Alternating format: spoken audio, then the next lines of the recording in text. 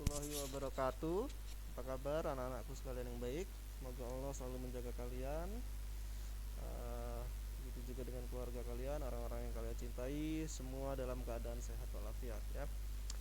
Insya Allah kita akan melanjutkan pelajaran pekan yang lalu. Kita sudah belajar tentang gerak pada benda dan makhluk hidup. Nah, kita akan melanjutkan lagi pelajaran itu. Kemudian sebelumnya Pak Rangga sedikit mereview pelajaran yang sudah berlalu kemarin. Pada pertemuan yang lalu Pak Rangga sudah memberikan kepada kalian video pembelajaran yang pertama ya, gerak pada benda dan makhluk hidup di lingkungan sekitar. Kemudian kemarin juga kita sudah belajar, nah ini kita mulai dengan pertanyaan, misalnya bahwasanya kalau benda itu bergerak karena dia mengalami perubahan posisi dari satu titik acuan. Kemarin diberi contoh ini kan, ya, diberi contoh mobil ini dikatakan bergerak karena titik acuannya di lampu merah yang pertama. Ketika dia berwarna hijau, dia bergerak, kemudian sampai di lampu merah berikutnya yang berwarna merah, dia berhenti ya. Kemudian kita juga sudah belajar tentang jarak dan perpindahan. Ini jarak, kalau jarak itu memperhitungkan panjang lintasan, kalau perpindahan harus memperhatikan posisi awal dan posisi akhir ya. Nah, contohnya animasi ini, Pak Rangga berikan animasi mobil bergerak ke depan tapi dia kembali ke titik semula. Maka dalam hal ini kita akan menyebutnya tidak mengalami perpindahan atau perpindahannya adalah 0. Nah, kemudian dari gambar ini juga kita kemarin belajar bahwasannya pada pelajaran ini kita menemukan istilah yang disebut dengan kelajuan. Nah, ini kelajuan ya. Kelajuan. Nanti kita akan belajar juga apa bedanya kelajuan dengan kecepatan. Nah, ini kalau secara rumus matematisnya mungkin akan tampak sama. Nah, ini rumus kelajuan. Kemudian, nah ini rumus kecepatan. Nah, tampaknya ada yang sama, tapi ternyata tidak sama. Kalau kelajuan itu hanya mengukur jarak tempuh, tidak memperhatikan perpindahan, maka kecepatan dia memperhatikan perpindahan. Simbolnya sama sih V, tapi di bagian atasnya diberi tanda panah yang menunjukkan adanya perpindahan. Nah, kemudian di akhir pelajaran kemarin Pak Rangga sudah memberikan tugas ya, sudah memberikan tugas kepada kalian untuk menghitung berapa kelajuan pada sekon keempat dan berapa kelajuan pada sekon ke-5. Nah, kemarin sudah Pak Rangga periksa, sudah ada 18 orang yang mengumpulkan. Nah, sebagian kecil hanya sedikit mengalami kendala, kesalahan sedikit karena terbalik meletakkan jarak dan waktunya ya. Nah, misalnya ini, kalau ini kita beri simbol, maka yang sekon ini simbolnya adalah T. Sementara jarak simbolnya adalah S. Nah, maka ini seluruhnya S semua. Yang ini T semua, waktunya sekon. Ya. Sehingga untuk mencarinya adalah kecepatannya ya. Kelajuannya adalah S dibagi T. 4 dibagi 2 meter per sekon. Ini pada detik yang kedua. Yang ini hasilnya ini 2 sekon. Nah, kemudian diminta untuk berapakah kelajuan pada sekon keempat? Nah, sekon keempat ini berarti ya.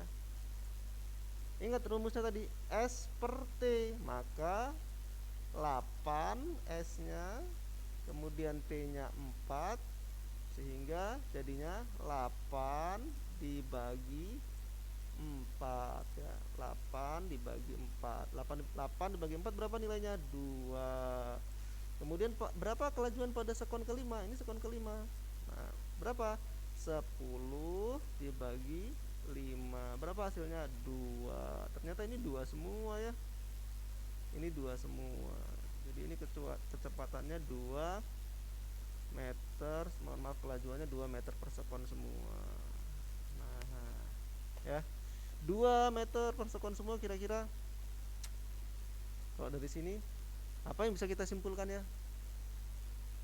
Coba kira-kira. Silahkan dibuat coret-coret di buku kalian. Apa yang bisa kalian simpulkan dari contoh-contoh soal tadi, dari tabel tadi? Ya, kelajuannya tetap Pak Rangga misalnya. Oh iya, ternyata kelajuannya tetap. Nah, kalau kelajuannya tetap, kita akan sebut apa ya nanti ya? Geraknya. Oke, baik. Untuk bisa menjawab ini, maka kita masuk ke slide berikutnya ya. Mudah-mudahan nanti kita bisa menyimpulkan. Nah, sekarang kita masuk ke materi baru. Materi ini judulnya gerak lurus berubah beraturan. Nah, kalau kemarin itu, waduh, bocoran dong ini ya, nggak apa-apa ya. Kalau yang kemarin namanya gerak lurus beraturan. Salah satu ciri gerak lurus beraturan adalah kelajuannya tetap. Nah, sedangkan kalau di gerak lurus berubah beraturan atau kita singkat GLBB ya, kita bisa lihat dari contoh nih. Kalau kita bepergian menggunakan kendaraan misalnya, nah, maka kecepatannya itu tidak tetap, tidak konstan 2 terus tadi, tidak.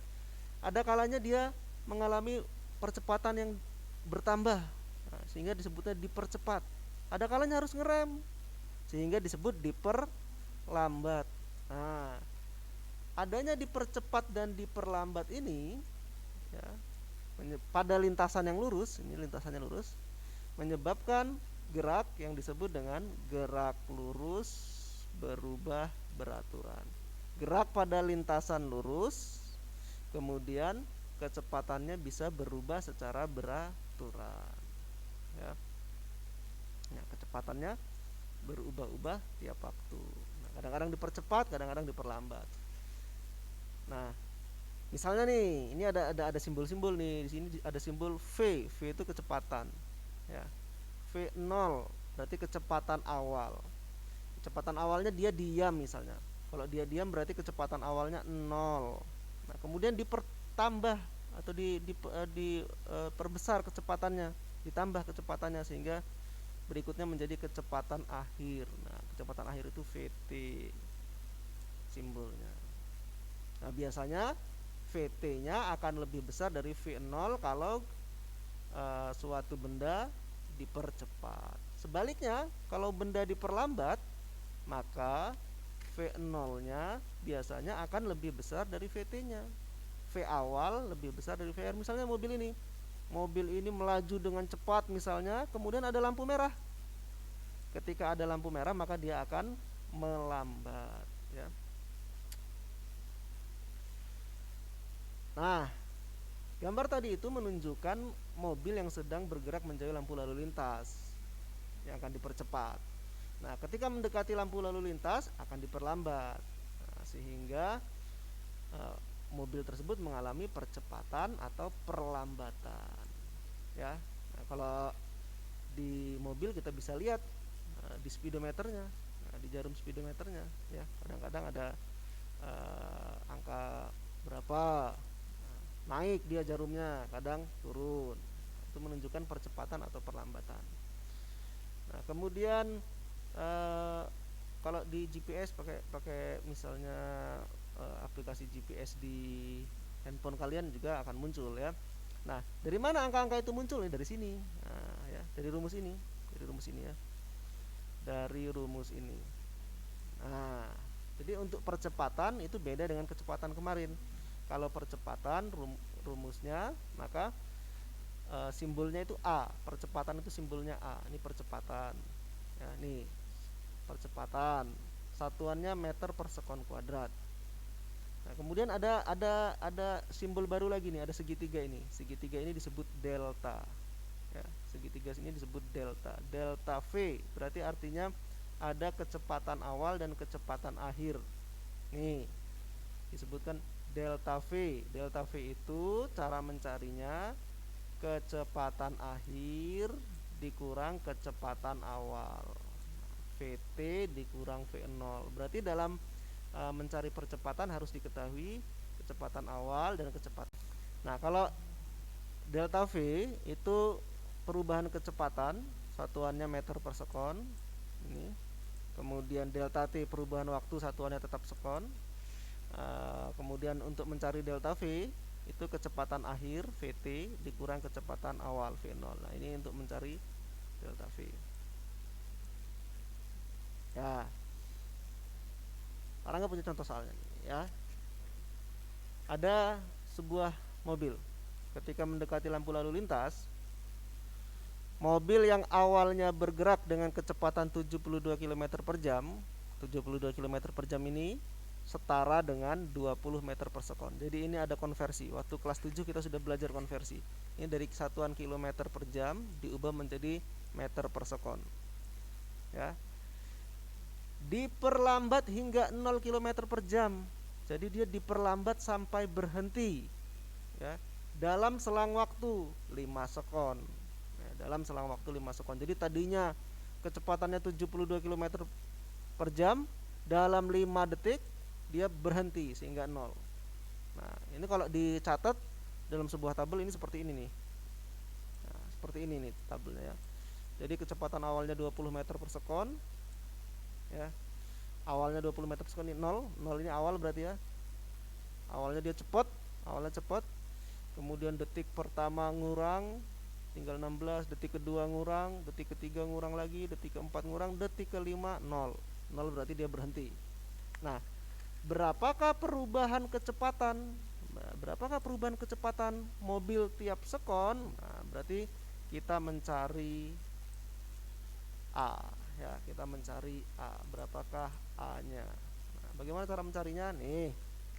Ya. Kita tulis diketahui kecepatan awal V0.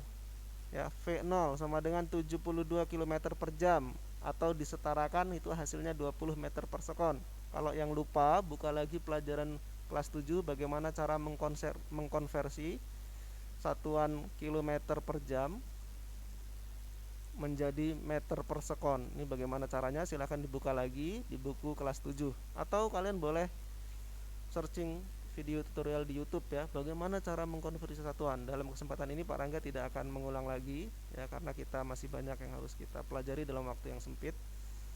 Kemudian kecepatan akhir ya, ini kecepatan awalnya ngebut, kecepatan akhirnya 0, berarti dia berhenti, direm ya, direm. Dalam waktu, selang waktu, delta T itu selang waktu 5 sekon.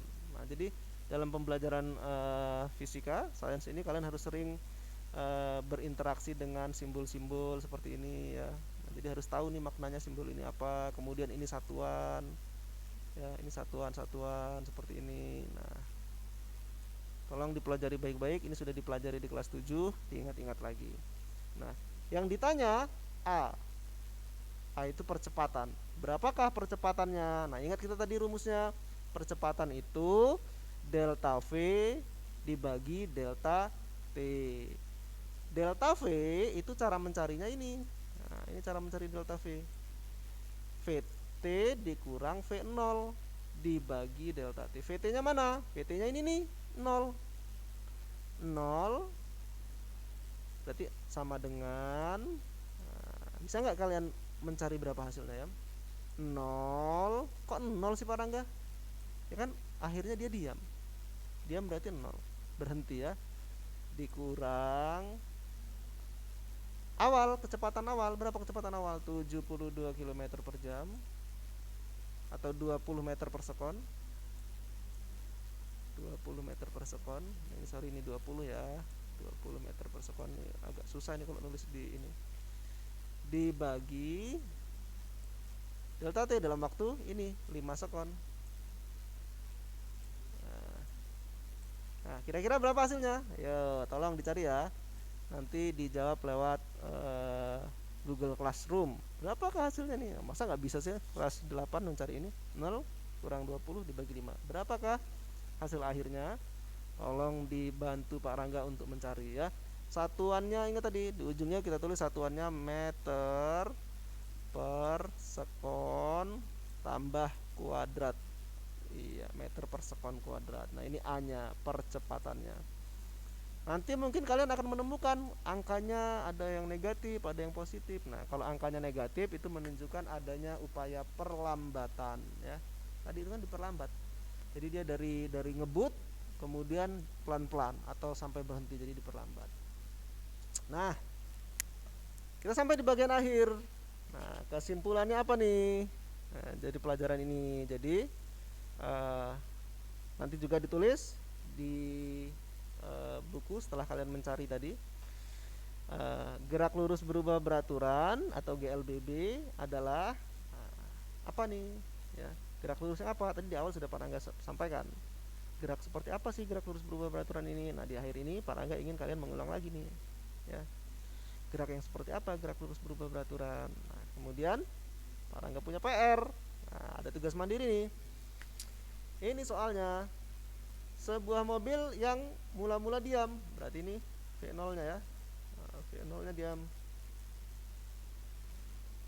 kemudian geraknya dipercepat, nah, sehingga jadi 72 km per jam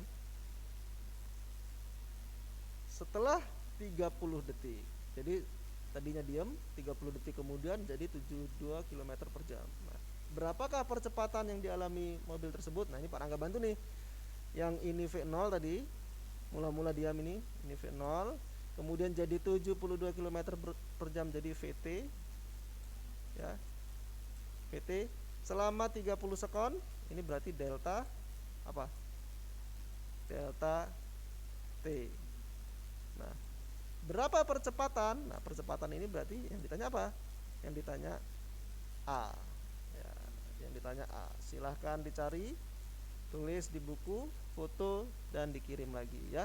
Pak Rangga tunggu di Google Classroom jawaban kalian. Jadi cari ini, kemudian simpulkan tadi, kemudian ini tadi berapa hasilnya. Nah, ini nggak ditulis nggak apa-apa ya. Yang ini silahkan langsung aja tulis di kolom komentar, Pak ini jawabannya sekian. Nah, ini gampang kan, sudah ada 0 kurang 20 dibagi 5. Nah, insya Allah ini gampang. Nanti kalau ada kesulitan kalian boleh tanya di kolom komentar di Google Classroom, Pak saya kesulitan ini mohon diajari lagi. Insya Allah Pak Rangga akan mengajari ya. Mohon pada saat pandemi ini kalian lebih aktif lagi, belajar secara mandiri, boleh nonton tutorial, ada banyak sekali tersedia tutorial-tutorial di YouTube bagaimana cara belajar, atau boleh langsung hubungi Pak Rangga ya. Insya Allah Pak Rangga akan segera menjawab. Demikian dulu untuk materi pembelajaran hari ini. Kita berdoa mudah-mudahan pandemi ini segera berakhir sehingga kita bisa belajar tatap muka, bertemu langsung ya. Pak Rangga sudah cukup rindu ngajar kalian. Kalian juga mungkin sudah cukup jenuh ya belajar di rumah. Tapi kita tetap harus berhati-hati. Pak Rangga berpesan jaga kesehatan. Kalau kalian harus keluar, patuhi protokol kesehatan, tetap gunakan masker. Kalau tidak ada kepentingan mendesak, diam di rumah jauh lebih baik ya. Kita tutup pertemuan ini dengan doa penutup. Subhanakallahumma wa bihamdika asyhadu alla ilaha illa anta astaghfiruka wa atubu ilaik. Assalamualaikum warahmatullahi wabarakatuh.